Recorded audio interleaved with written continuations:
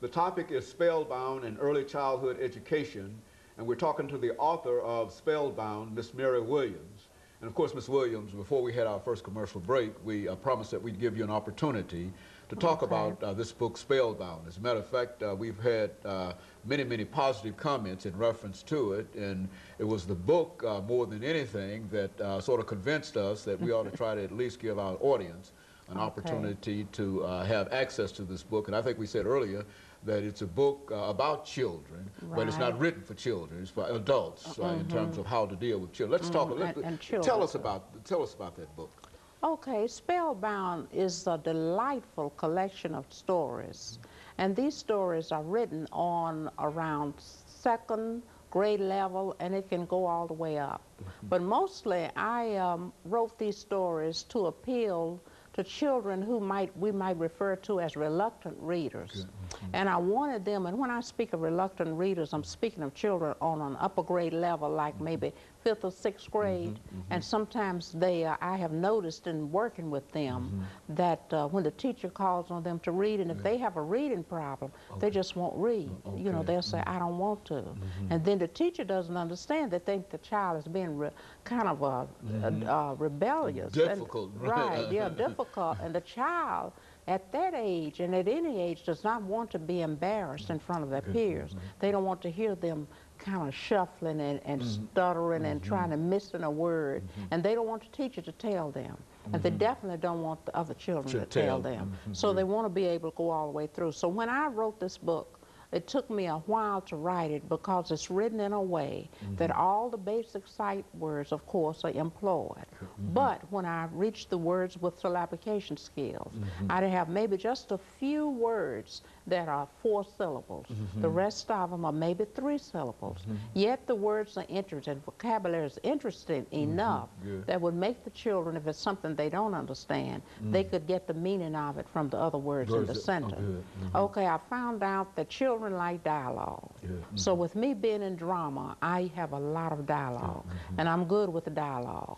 And I start out with a hard punch, because when children go to the library and you know, to pick up a book, they open it up and they just see something, and if they don't see any dialogue on that first page, they'll put it back. But if they see something that's really catching right at the beginning of the story, then they'll go on and read the story.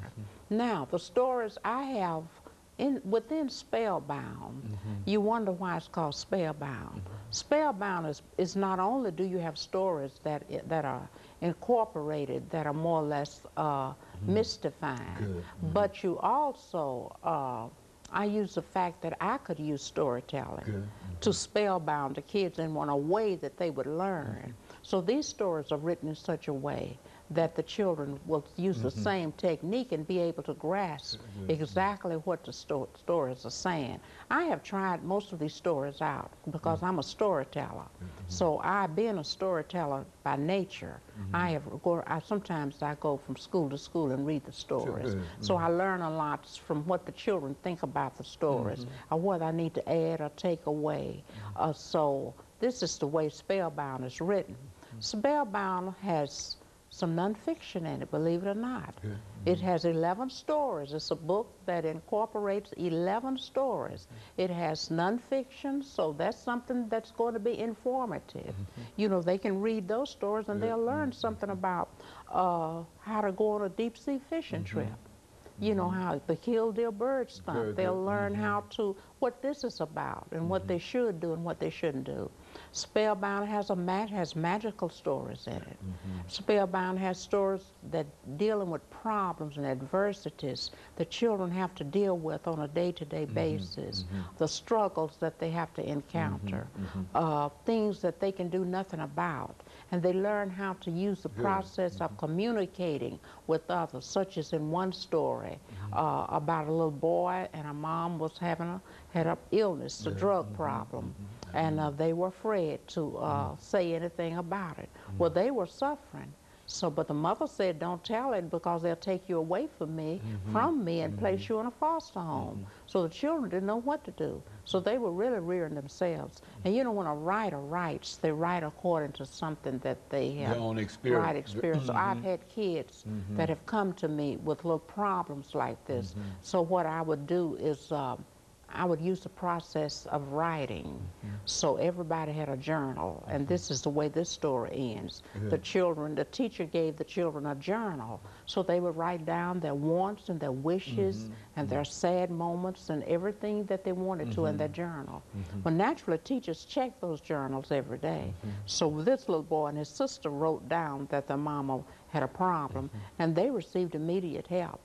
So that's the way the story ends, that the mother received help, the children received help, they live with a grandmother, and it has a happy ending. And there's great communication between all of them. Right, right. So they could use that, that was a way of communicating, and then the mother was happy. But sometimes when we're dealing with children, sometimes they don't know what to do. So I try to write this story dealing with that so that this would help somebody else that might read the story, that would know how to handle a problem of that nature. Spellbound is also contains stories that are short. You know, and then I'm thinking of the reluctant reader. Okay. Because a reluctant reader, you know, kids, when they reach about 1st or 2nd grade, and if they can read, you know, they say, I want a chapter book, Miss Williams. I'm getting me a chapter book. Okay. A chapter book, you know, is usually a book that has maybe 5 chapters. I mean, it's like, you know, we would say thick book. They're not looking for those little bitty books. They don't want, they call them baby books. I don't want that baby book. I want a chapter book. So, and then if you're thinking of a reluctant reader, this is sort of like a chapter book, but it has different stories. So they can choose a book like this from the bookshelf or have it at their home, and then choose one story. So if the teachers, and I'm trying to get this book incorporated in the school system. Good, okay. So if the teachers use this as a supplementary book, then when she brings her little children around her in the circle, and then she calls on a child that may have a reading problem, then he can choose a short story and go right through it without having to stumble and, you know, and the kids trying to punch him and tell him. And that builds up confidence. Yeah, that builds up confidence. And plus they remember what they're reading because everything in there is really high interest information. One is about a 15-year-old that received her driver's permit, license or permit, I think it was permit, and she was not supposed to go in a car. So see a child, an adult would read that. And so she took the car out, and then she went down a street that she was not familiar with, and someone jumped on a car. Okay, and of course, Ms. Williams, let me break for this final commercial break, at which time we'll come back and we'll give you an opportunity to talk about how this book has been received among many publics. The topic is spellbound.